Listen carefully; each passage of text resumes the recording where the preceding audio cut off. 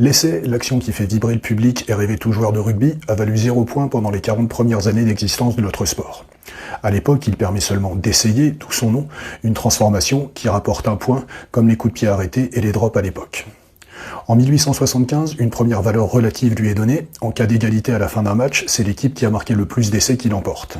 Mais ce n'est qu'en 1888 que l'essai se voit conférer une valeur d'1 point contre 2 points pour sa transformation. Et il faut attendre 1894 pour que l'essai avec 3 points vaille plus que sa transformation qui reste à 2 points. Mais à cette époque, et jusqu'en 1948, l'essai non transformé vaut moins qu'un drop dont la valeur a été passée à 4 points. Et il vaut autant qu'une pénalité dont la valeur a été passée à 3 points.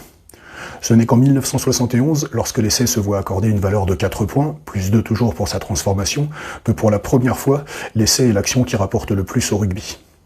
La situation évoluera en 1992 avec l'instauration de l'essai à 5 points. Cette valeur est toujours en vigueur aujourd'hui, malgré une expérimentation en 2015 de l'essai à 6 points qui n'a pas été validée. C'est quand même un sport où il faut faire un peu de mathématiques.